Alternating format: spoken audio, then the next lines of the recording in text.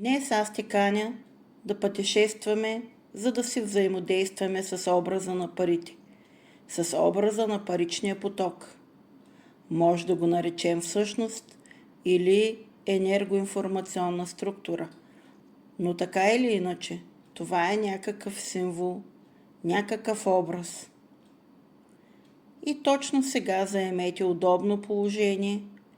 Може да сте седнали или легнали. И няма никаква нужда да правите каквото и да било. Достатъчно е да слушате гласа и да си позволите да се движите чисто интуитивно, в съответствие с вашия вътрешен ритъм. Аз не знам с какъв ритъм ще се движите и на каква дълбочина ще се гмурнете, но така или иначе, когато всеки от нас започва да насочва вниманието си навътре, е най-голямото внимание и то се движи все по-дълбоко и по-дълбоко, докато нашето съзнание чува някои звуци, подсъзнанието все повече потъва навътре. Точно сега обърни внимание тънкия ритъм на твоето дишане. Направи вдишване и издишване и колкото повече обърнеш внимание на тези вдишвания и издишвания, колкото са по-системни, колкото си по-спокоен, част от твоето внимание остава върху дишането, но с друга част от вниманието започваш да усещаш стъпалата си, петите си, пръстите на краката, пръстците. И това усещане отличава левия крак от десния крак. Насочете вниманието си нагоре към коленете. Усетете долната част на бедрата си, горната част на бедрата си. Усетете таза. Насочете вниманието към слабините си, към долната част на гърба, кръста, гръдния кош. Просто обърни внимание, че ти си всичко. Усещаш, че дишаш в примерен ритъм и от долната част на гърба започва да се надига вълна на ритъма на живота и енергията. И той се свързва с твоя дъх. От друга страна се движиш нагоре и усещаш гърба си към гръдния кош. Насочи вътрешния си поглед към пръстите на ръцете, дланите, горната част на ръцете, китките си, ръцете нагоре. Насочи вътрешния си поглед към лактите и горната част на ръцете. Почувствай раменете, врата. Позволете се да отпуснете тела си. Обърнете внимание на долната устна, на горната устна, на лявата буза, на дясната си буза, на левия клепач, на десния клепач, на лявото око, на дясно око, на лявата вежда, на дясната вежда. Усети носа, върха на носа. Почувствайте челото си, темето. Обърнете внимание на това тънко напрежение, което обгръща мозъка, и просто наблюдавайте това напрежение. Как като вода постепенно покрива всичко в твоето тяло. Внимателно в един момент може да откриете какво виждате. От една страна твоето тяло легнало или седнало на удобно място, но от друга страна разбирате, че не сте вътре в него, а гледате тялото отвън. Гледайте как запълвате дълбоко вътрешния си мир. Насочете вниманието си в точно онази част, която гледа тялото отстрани, и в този момент разбирате какво е. Тази част вече е готова да тръгне в друго пътуване. Пътуване към паричния канал. Вашето внимание да бъде някъде по-високо. Още по-високо и по-високо и по-високо и в един момент не знаеш кой си със сигурност. Осъзнаваш, че се намираш близо в подножието на планината. Огледай се. Обърни внимание на заобикалящата среда, на звуците, на атмосферата, която може да идва от планината или от околността. Обърни внимание на земята под краката си. Може би ще ти стане интересно и ще вземеш шепите си пръст. Разтъркай в ръцете си и ще усетиш малки топчета. А сега ти ставаш все повече видим. И ти все по-явно и по-явно усещаш вътрешния си взор към върха на планината. Ти се отдаваш на това вълнуващо пътешествие, защото знаеш какво има там. Ръководството за парите ти те очаква на върха. Но преди да стигнеш до върха, обърни внимание как точно изглежда пътя към твоите пари.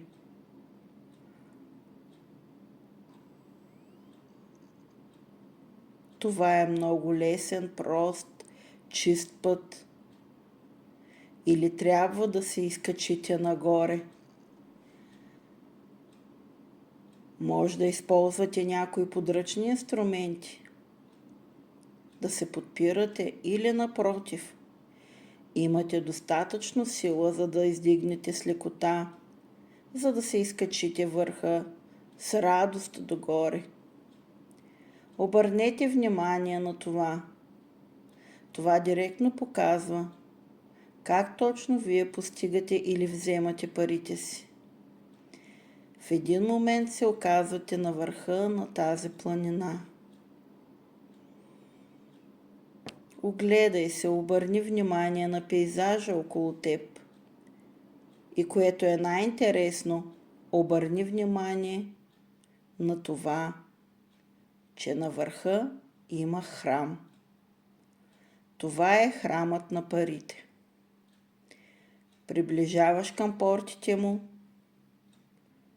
и най-интересно е, че не можеш да влезеш там. Всъщност, за да влезеш в храма на парите, трябва да се срещнеш с неговия господар. Не знаем откъде идва, но се появява господарят. Поздравяваш го. Обърни внимание на това как се държи с теб. В какви взаимоотношения сте. Влизате. Може би е много недоволен или няма намерение да те пуска. Но какво да направиш? Сега се поклони. Поклонът е точно това движение, което отваря всяка врата. Изрази своето признание именно в това решение, с тези думи, които усещаш, които чувстваш, когато се насочиш към храма.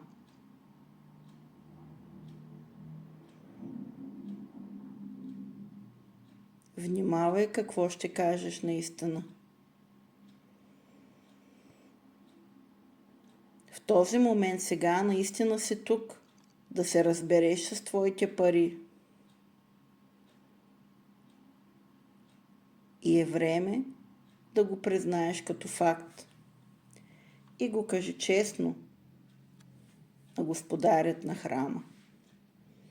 Разкажи му честно мнението си за отношенията с твоите пари, които имаш сега, дори и да не те задоволява. Приеми го като факт, защото господарят на храма не е възможно да бъде измамен. Кажи му честно, че това положение с парите ти е такова, в това състояние, защото ти точно си се занимавал със своите финанси. Отделял си толкова време, колкото си отделял и си решавал въпросите си така, че да доведат точно до това състояние, което си и което признаваш. И това е най-важното.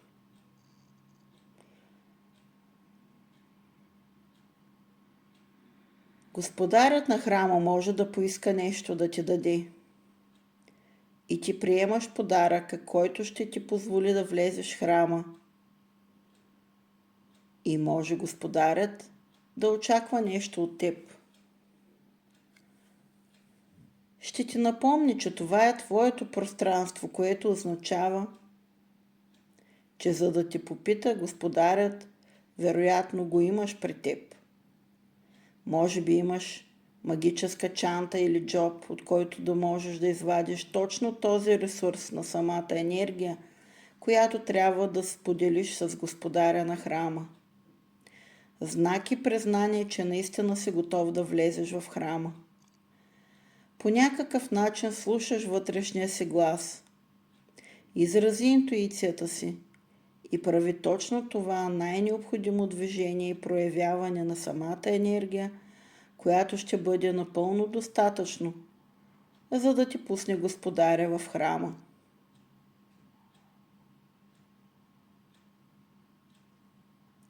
И сега ти влизаш в помещението. Оглеждаш заобикалящото пространство. Може би тук виждаш някакъв блясък. Фигури, изображения по стените, статуи, фрески. Цялото това пространство представлява финансово благополучие. Финансовото богатство в цялото пространство представлява стойността на парите. Ако си бил допуснат в това пространство, това означава, че в теб всъщност имаш разбирането, че парите имат своя собствена стойност. Позволи си да отидеш до центъра на храма и да намериш олтара и Светия Граал. Всъщност всичко необходимо в тая светая светих е да вземеш причастие и да се позволиш да бъдеш изпълнен с тази парична енергия, която ще ти позволи да се видиш, да създадеш, да получиш същите пари, които по право ти принадлежат по рождение. С дълбока благодарност и признание вземи свещения Граал в ръцете си. Наблюдавай. Забележи какво има вътре. Има течност, същата, която представлява енергията на парите. И позволи на себе си да бъдеш пропит с тази течност. Още и още и още напълно.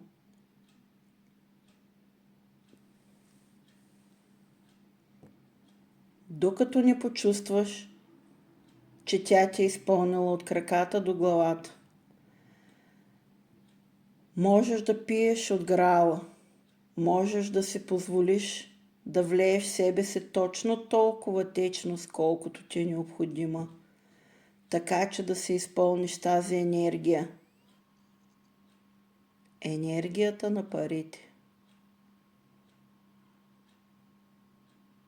Сега ще замлъкна за 2 минути или толкова време, колкото ти е необходимо,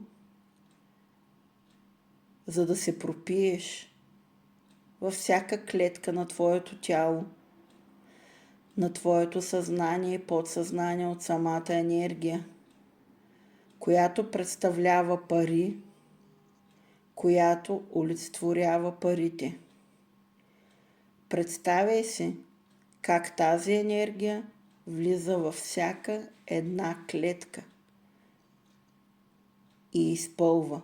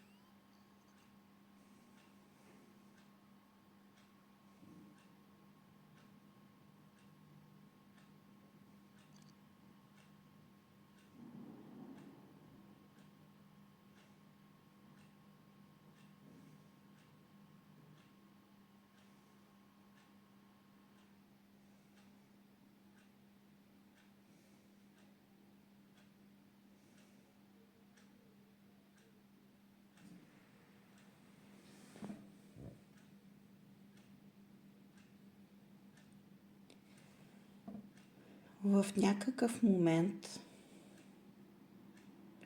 вече се пропива тази енергия. Усещаш как всяка клетка от твоето тяло е пропито с енергията на парите и паричния поток. Това е паричната енергия.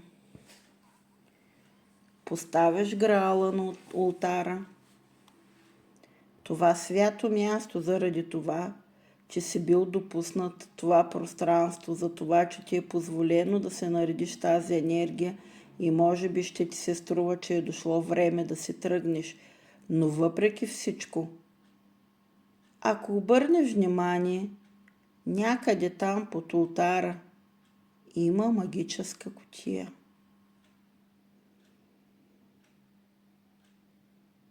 Това всъщност е кутийка, която е дар на този пътник, който се отнася с уважение към това от една страна материално, от друга страна духовно пространство. Позволи се да намериш тази кутия, своя свят подарък и виж какво има там.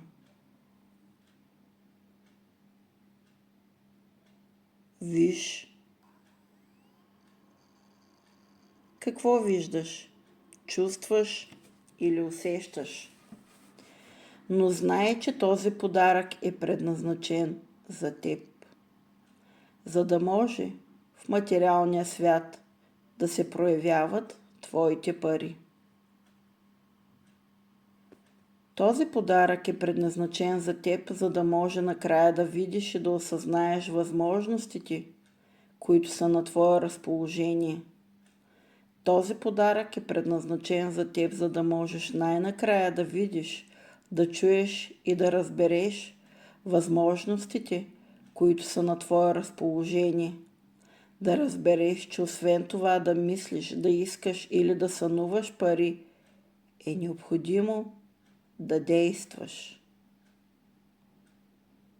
И точно сега, като знак, че осъзнаваш, че освен това, което имаш, някакво видение за желание, за мечта, ти си готов да действаш, да се движиш по направление, да изпълниш и да реализираш желанието си.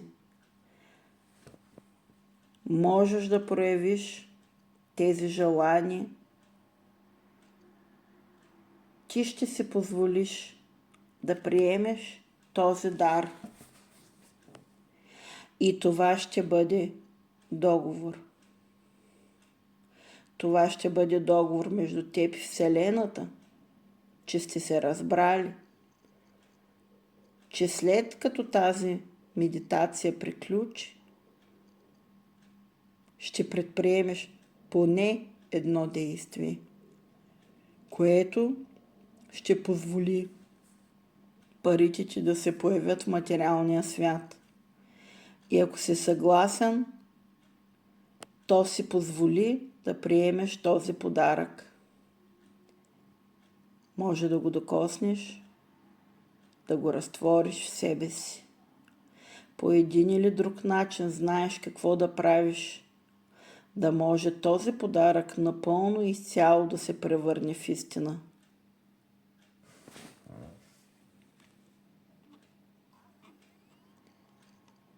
Сега благодари отново за това пространство, за всички подаръци, които са ти поднесени на това свято място. Излез навън. На изхода ти посреща господарят на храма. И точно сега може да обърнеш внимание на това как се е променило отношението му към теб. С какви очи те гледа сега. И точно сега усещаш, че в тези очи има разбиране, че ти си готов да действаш и в буквалния смисъл, както Създателят е създал Вселената. Точно така и ти сега можеш да създадеш своите собствени пари. И сега ще ти кажа още един трик. Всъщност, можеш да попиташ портиера какво можеш да направиш, след като завършиш тази медитация. Какво накрая ще се прояви в твоя материален свят? Същите тези пари, които заслужиш, за които питаш, които желаеш. Ако си готов, попитай портиера за съвет. Разбери цялата информация. Може да ти се даде под вид на образи, на мисли, на дар, на картина. Бъди му благодарен за този съвет и се върни в подножието на планината. Забележи сега как се е променил пътя. Как пътеката е по-лесна за теб. Колко по-забавно и по-равно се движиш по този път. Осъзнавайки всъщност, че в действителност началото нещо ти е липсвало. Този път е по-лесен, по-естествен.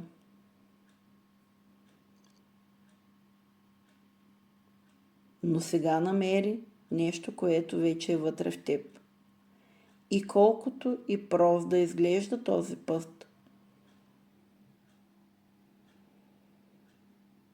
признайте, като почувствате и разберете колко по-лесно е станал вашия път към парите и постепенно се върнете в стаята, в която се намирате в момента. Тук има таван, има под.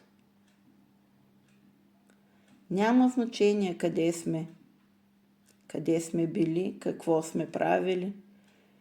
В края на краищата, ако си е разбрал, че обичаш твоите вътрешни образи, вътрешно пространство, можеш да направиш всичко, стига само да си позволиш.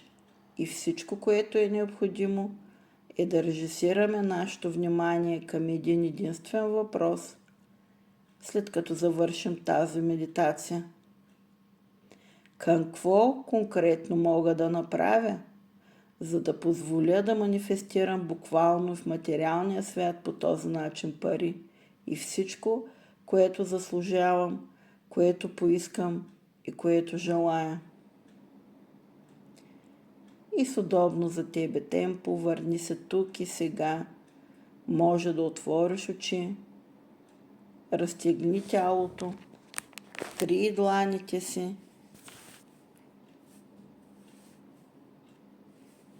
и аз благодаря за очарователно, невероятното пътуване до центъра на вашата природа към храма на парите.